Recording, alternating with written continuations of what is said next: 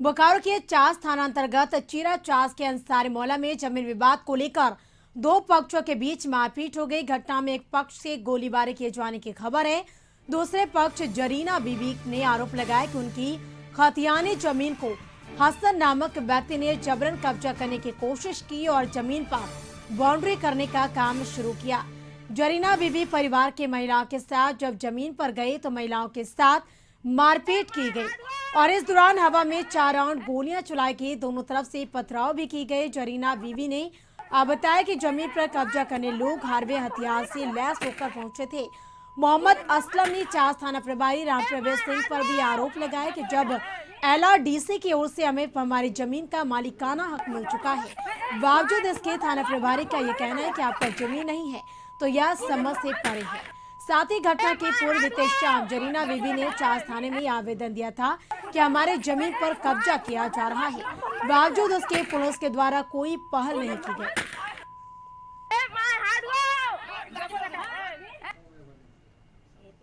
जो खतियानी जमीन है, खेती बाड़ी वाला जमीन, उसमें कुछ हसन शाह और उसके साथ कुछ लोग मिलके ज़बरदस्ती कब्जा कर रहे थे। तो हमारे घर के फैमिली मेंबर जो औरतें, उनको मालूम चली, हम लोग बाहर थे, तो ये लोग वहाँ पे गए मना करने के लिए कि भाई ये हम लोग का ज़मीन, आप लोग कैसे काम कर रहे हैं।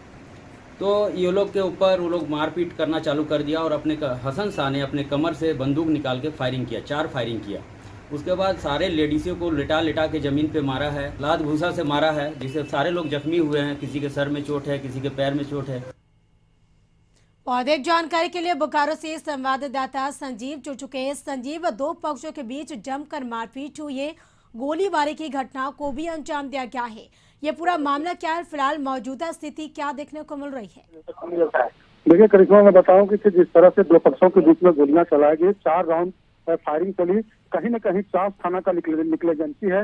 लगातार उनके परिवार वाला, जिसका DPLR की जमीन अलाउट कराया गया था, उन्होंने लगातार चास थाने से आग्रह किया कि हमारे जमीन पर बाउंड्री वाल का काम करने की तैयारी कर रहा है, लेकिन चास थाने ने इस बात को नहीं सुन पाया। उसके बाद देर रात SDO से मिले। SDO ने थानेदार को डांट करके कहा कि इस पर काम नहीं होना चाहिए, लेकिन उसके बावजूद भी अहले सुबह ने काम चालू कर दिया। उसके चालू करने के बाद जो है, जब जिनका जमीन था वहां पहुंचे और उनका विरोध करने के बाद दोनों तरफ से पथराव हुआ और जो है 4 राउंड फायरिंग की गई। लेकिन सबसे बड़ी बात यह है कि चास जो है पौष इलाका है। चास थानेदार यदि इस पर पहले ही संज्ञान ले लिए होते तो यह घटना नहीं घटती। और सबसे बड़ी बात है कि 4 राउंड जो गोली चली वह हवाई फायरिंग हुई, जितनी मौत थी, पथराव हो रहा था, किसी को लग जाता तो यह बड़ा घटना घट सकता था।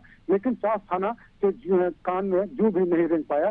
जिस तरह से यह घटना घटी है तो कहीं न कहीं चास थाने के लिए प्रश्नवाचक चिन्ह लगता है। जी संजीव, क्या अभी भी वहां पर झड़प हो रही है या फिर वहां पर जो माहौल है वो शांतिपूर्ण तरीके से देखने को मिल रहा है?